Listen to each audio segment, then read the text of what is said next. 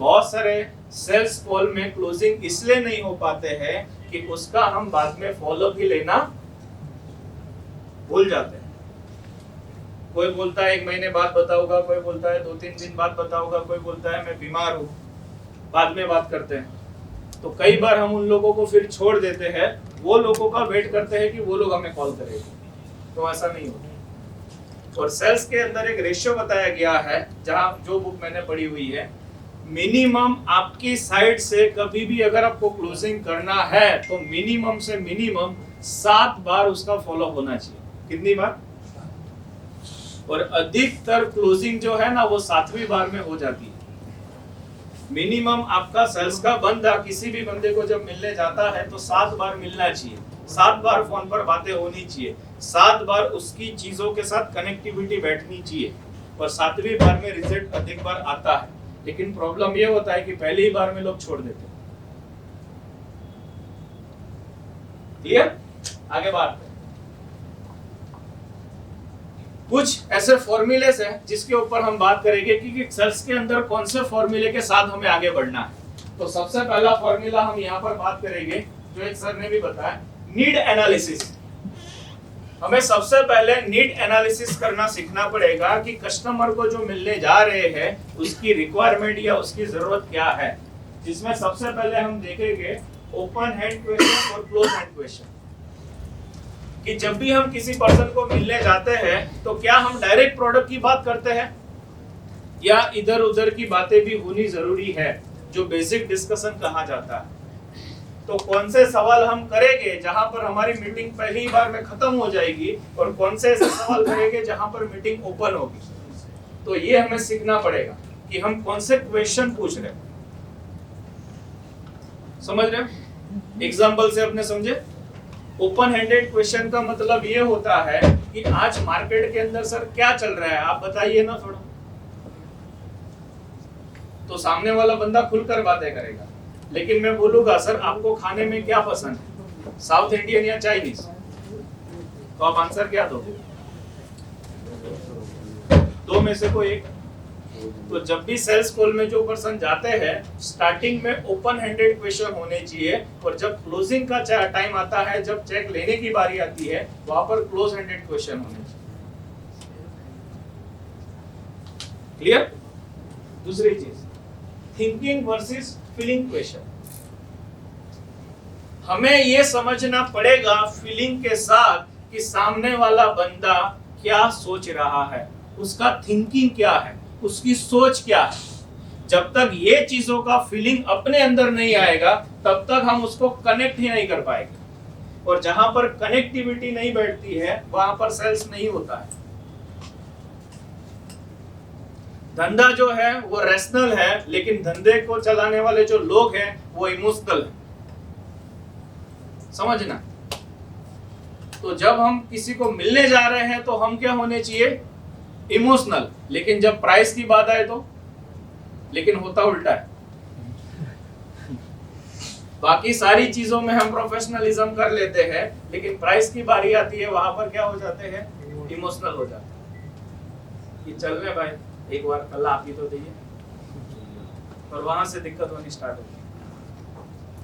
उसके बाद बहुत अच्छा फॉर्मूला बताया गया है POGO, पोगो, जिसका फुल फॉर्म जो होता है वो है पर्सन जो है, ऑर्गेनाइजेशन जो है, गोल जो है, और ऑब्जेक्शन जो आ रहे हैं वो चीजें कि क्या ऑप्टिकल्स है।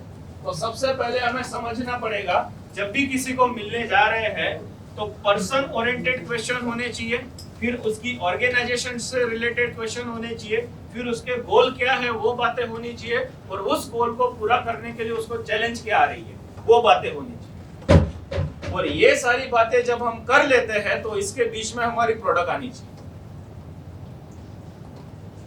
ये एक स्टेप है। क्लियर हो गया? Need analysis. सेकंड चीज के ऊपर हम बात करते हैं।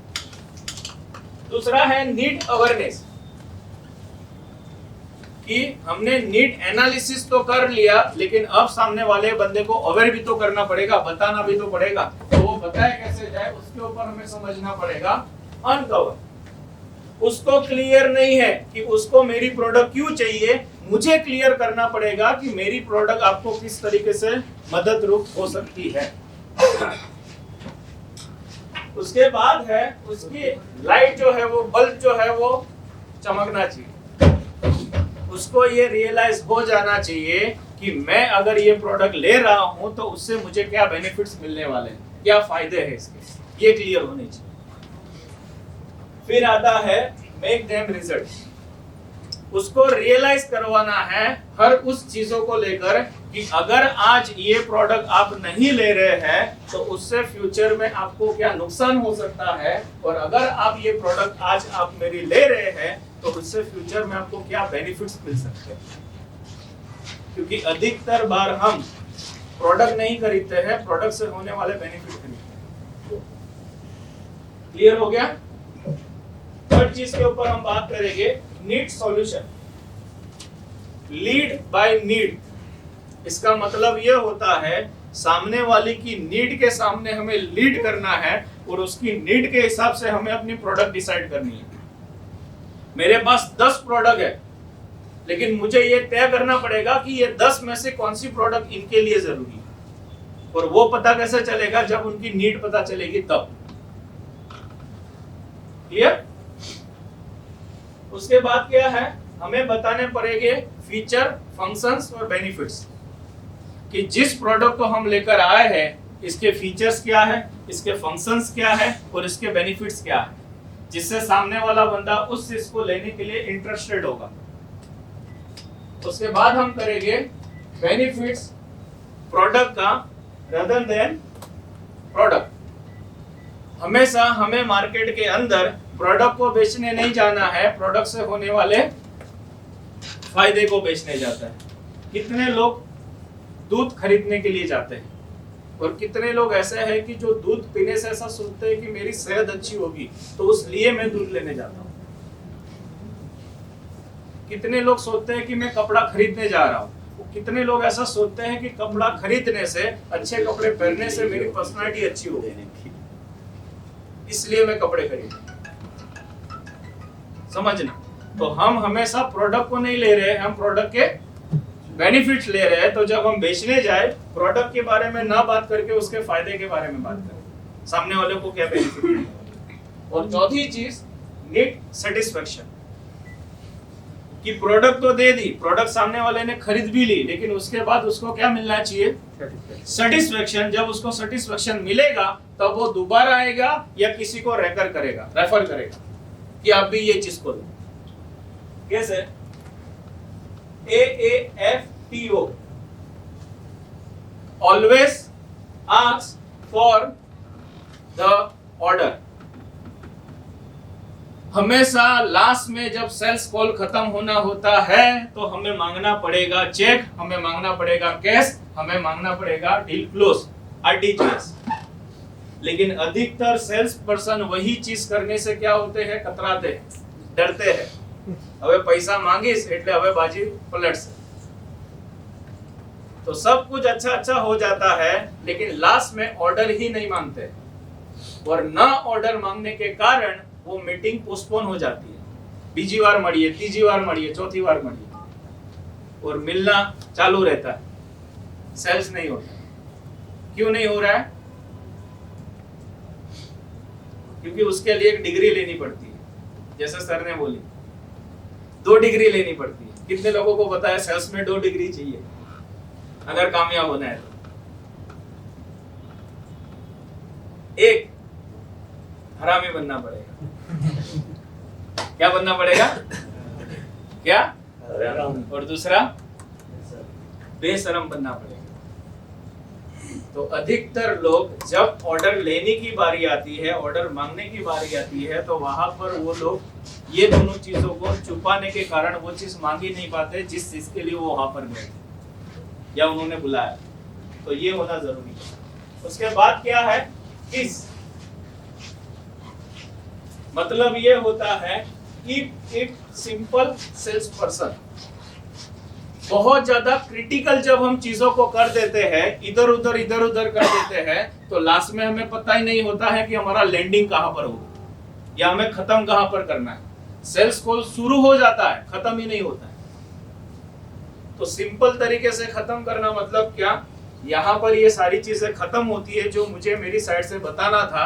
अब अपने को आगे की प्रोसेस करनी है क्लोजिंग की, इसकी ये फॉर्मेलिटी होगी।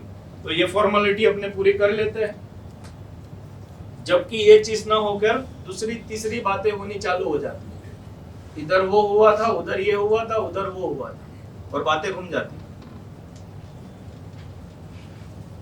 फिर आता है नो वर्सेस नो।